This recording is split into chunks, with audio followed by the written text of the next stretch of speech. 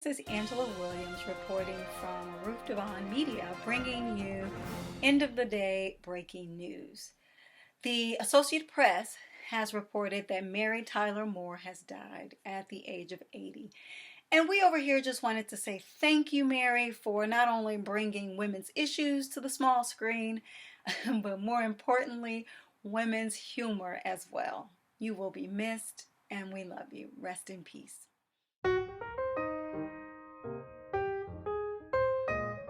Also coming through the news cycle is Donald Trump. The campaign promises, I should say controversial campaign promises that he had been touting during the election process, it looks like are finally coming to light. Donald J. Trump is calling for a total and complete shutdown of Muslims entering the United States until our country's representatives can figure out what the hell is going on.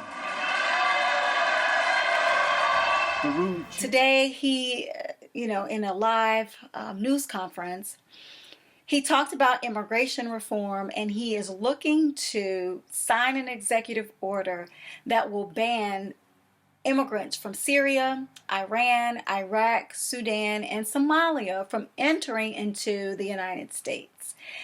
Now, he can, in fact, issue an executive order to that effect.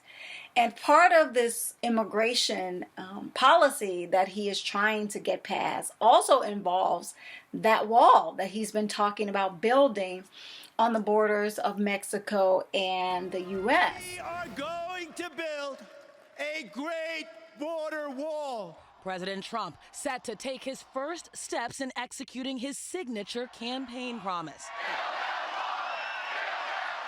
And he can sign an executive order to that effect as well. But the one shining beacon through this is that he can sign the order and it be a law on paper, but it cannot be executed without congressional approval, because a president cannot allocate funds without the approval of Congress. So if you want your voices heard, if you want change to come, call your local congressman, senator, alderman, elected officials, and raise your voice and say that you want change. That's the only way that we could at the very least slow down this process so that Congress can come together and think about more intelligent reform in regards to immigration. So Trump has reported or ranted on Twitter, and I feel like I should say reporting from the Washington Post or MSNBC or CNN, but it looks like Twitter is the media of choice for our new president. But on Twitter, he is calling for an investigation on voter fraud.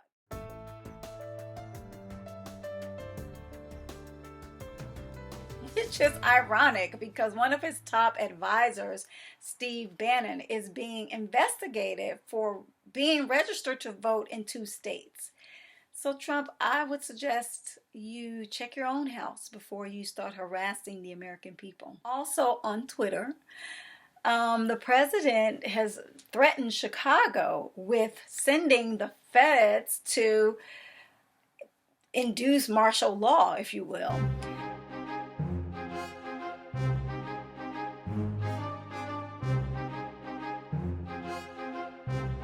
So this came out after a report by Bill O'Reilly that in 2017 there have been 228 shootings in Chicago. Now keep in mind that's only 24 days, people.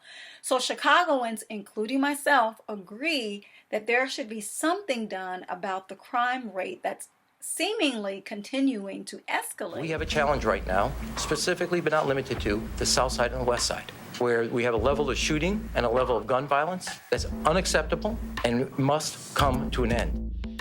We were thinking more of coming to the table with city officials and talking about education reform or programs that gets kids off the street and put them in a safe environment so they can thrive, so they won't result to committing acts of violence against their neighbors, neighborhoods, and people around them.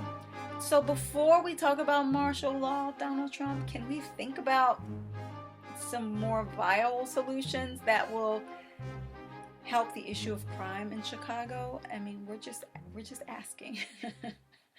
And finally, Trump is, I feel like I should say President Trump, but it just seems so wrong on so many levels. But President Trump is thinking about attacking sanctuary states. Now, these are states that open their arms and welcome immigrants from all over into their areas or in their provinces and give them a safe space to live and thrive while they're waiting for the immigration process to defend them. But he's looking at implementing or withholding federal funding for those states who do not release the names of nonviolent, undocumented immigrants, as he calls them, to the federal government. So, as I said before, you have to get involved. You have to stay informed, because some of these things happened, these policies and executive orders happened in the dead of night, and we're just hearing about them today at press conferences.